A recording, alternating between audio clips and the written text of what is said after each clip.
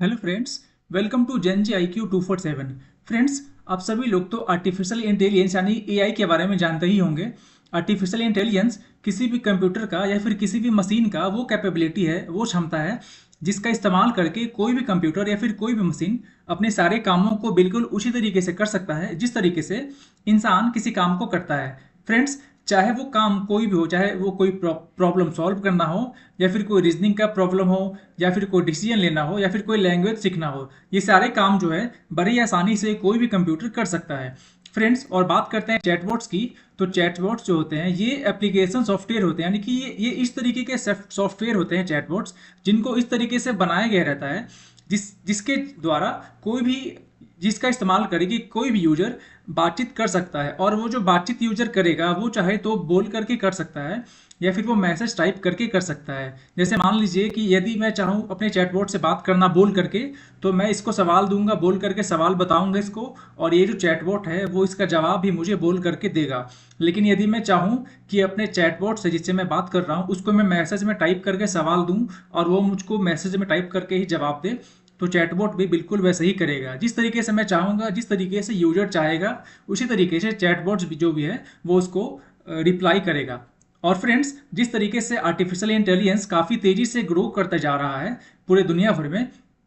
उस तरीके से इसके जो हार्मफुल इफेक्ट जो है, यानी कि इसके जो नुकसानदायक चीज़ें हैं, वो भी काफ़ी तेज़ी से ग्रो कर रहा है। और इस वीडियो में आपको मैं बताऊंगा कि किस तरीके से आर्टिफिशियल इंटेलिजेंस के जो चैटबॉट्स होते हैं वो बच्चों को या फिर चिल्ड्रन को किस तरीके से नुकसान पहुंचाते हैं।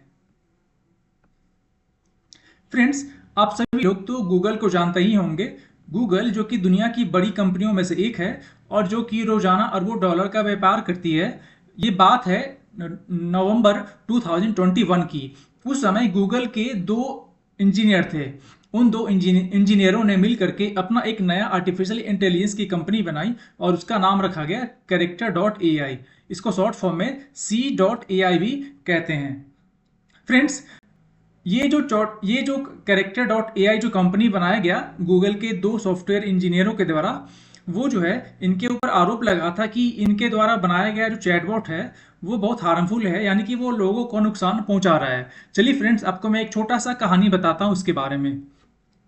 एक 14 साल का मासूम लड़का था जिसका नाम शेवेल था और जो कि अमेरिका के फ्लोरिडा नाम के स्थान पर रहता था।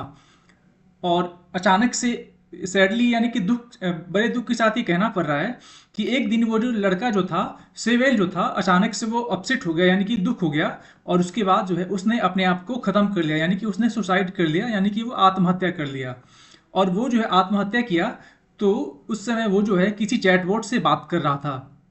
लेकिन शुरुआत में ये किसी को पता नहीं था कि आखिर में वो जो बच्चा था, वो जो मासूम था 14 साल का, उसने आखिर में ऐसा क्यों किया। लेकिन फिर जब इन्वेस्टिगेशन हुआ, जब विशेषज्ञ जो है वो जब जांच पड़ताल किए, तो उन्होंने उसमें पाया कि ये जो लड़का था, जो सेविल था, वो किसी चैटबॉट से बातचीत करता था और ये बातचीत काफ़ी पहले से करता था।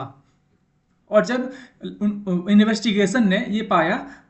कि जब वो लड़का जो है किसी चैटबॉट से बात करता है, किसी आर्टिफिशियल इंटेलिजेंस के चैटबॉट से बात करता है, तो उसके जो लास्ट कन्वर्सेशंस में जो लिखा था वो सभी लोगों को, यानी कि इन्वेस्टिगेटर्स को, काफ़ी ज़्यादा हैरान कर दिया। तो यहाँ पे मैं आपको यहाँ पे स्क्रीनशॉट भी मैं लगा चुका हूँ कि उस बच्चे के बीच में जो आखिरी बार जो बातचीत हुई थी चैटबॉट के द्वारा, चैटबॉट और उस बच्चे के बीच में जो भी बातचीत हुई थी, यहाँ पे मैंने उसको यहाँ पे लिख दिया है। फ्रेंड्स, लास्ट आखिरी बार जब चैटबॉट ने उस बच्चे से बात किया था, तो उस चैटबॉट ने जो है उस बच्चे से बोला था कि मेरे प्यारे, प्लीज़ तुम जितना जल्दी से जल्दी हो सके तुम घर आ जाओ, क्योंकि मैं तुम्हारा वेट कर रहा हूँ। तो फ्रेंड्स,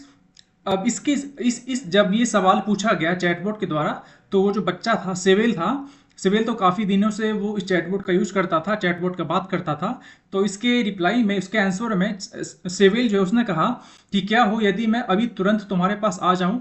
तो जब ये सेविल ने जब ऐसा पूछा, तो फिर वो जो चैटबॉट है उसने रिप्लाई किया, हाँ मेरे प्यारे राजा, तुम प्लीज़ जल्दी आ जाओ। तो फ्रेंड्स, ये जो चैटबॉट और उस बच्चे, यानी कि 14 साल के जो बच्चे हैं सिविल, उसके बीच में जो बातचीत हुई है, ये जो बातचीत करने का जो कन्वर्सेशन का जो तरीका है, ये काफ़ी ज़्यादा डेंजरस, यानी कि खतरनाक और बहुत ही ज़्यादा अपसेटिंग है। क्योंकि फ्रेंड्स, जिस तरीके से आर्टिफिशियल इंटेलिजेंस ग्रो कर रहा है और जिस तरीके से आर्टिफिशियल इंटेलिजेंस को ट्रेनिंग दिया जा रहा है, बनाया जा रहा है, उस तरीके से ये जो है बहुत सारे ह्यूमंस के लिए, बहुत सारे मानवों के लिए ये नुकसानदायक दायक साबित भी हो सकते हैं। फ्रेंड्स, उसके बाद वो जो बच्चा था, यानी 14 ईयर्स का जो मासूम था, 14 साल का जो मासूम था सिविल, उसकी माँ जिनका नाम मेगन था, उन्होंने इन कंपनियों के ऊपर केस किया, यानी कि उनके ऊपर मुकदमा दायर किया। और उनके ऊपर मुकदमा ये किया गया कि ये जो कंपनियां हैं जो कि आर्टिफिशियल इंटेलिजेंस बनाती है, ये सारी कंपनियां जो हैं, इनके जो चैटबॉट्स होते हैं वो जो है बच्चों के लिए अनसेफ है, यानी कि वो डेंजरस है, हानिकारक हैं।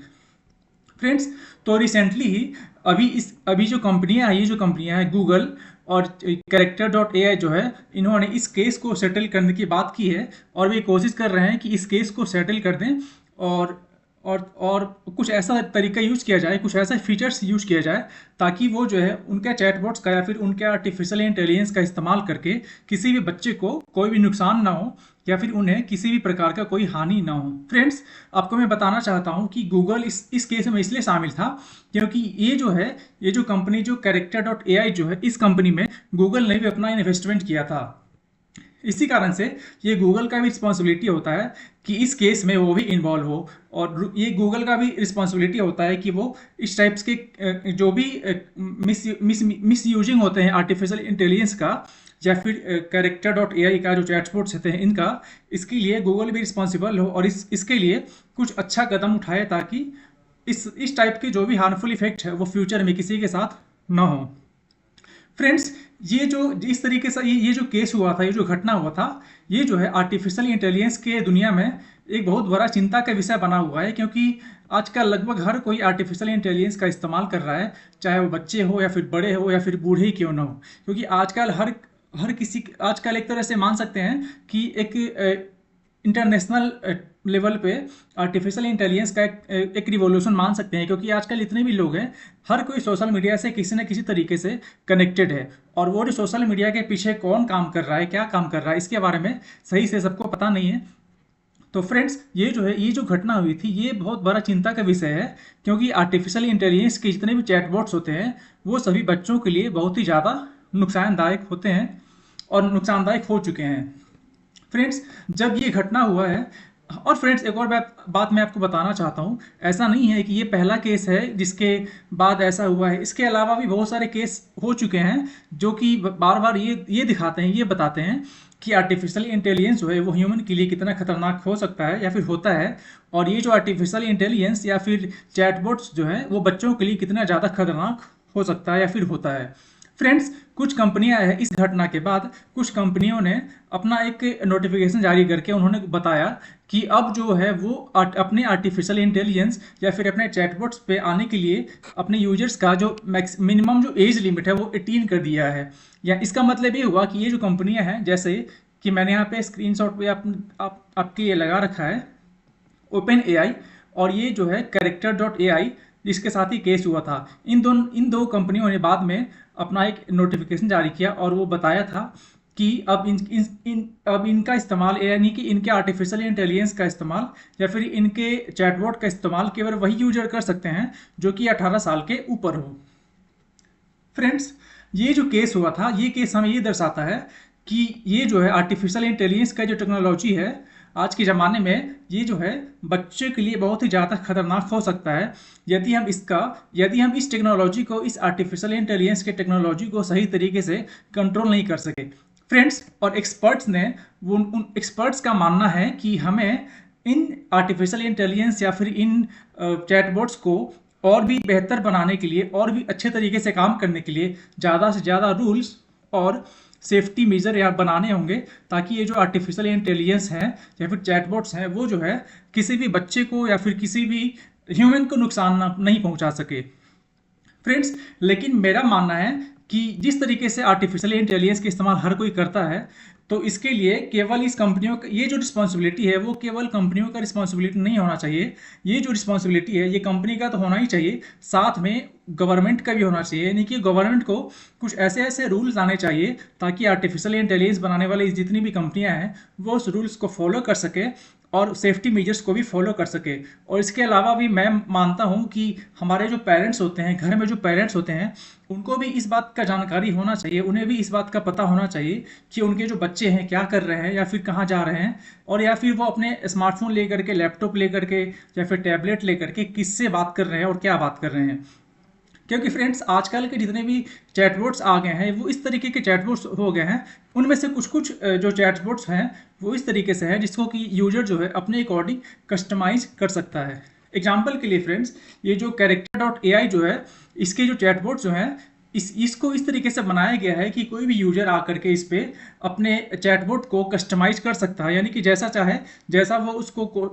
अपना अपने अकॉर्डिंग काम करवा सकता है और उसको अपने अकॉर्डिंग बनवा सकता है और उस चैटबॉट्स को कहीं पर भी पब्लिश कर सकता है और दूसरे लोगों से बातचीत कर सकते हैं। तो फ्रेंड्स मेरा राय है कि इस टाइप्स की जो भी घटना है इससे बचने के लिए गवर्नमेंट को भी काफ़ी कड़े एक्शन लेने चाहिए और जितनी भी आर्टिफिशियल इंटेलिजेंस की कंपनियां हैं उनको भी बिल्कुल 100% श्योर होना चाहिए, यानी कि 100% गारंटी देनी चाहिए कि उनका जो आर्टिफिशियल इंटेलिजेंस है वो किसी भी ह्यूमन को कभी भी नुकसान नहीं पहुंचाएगा।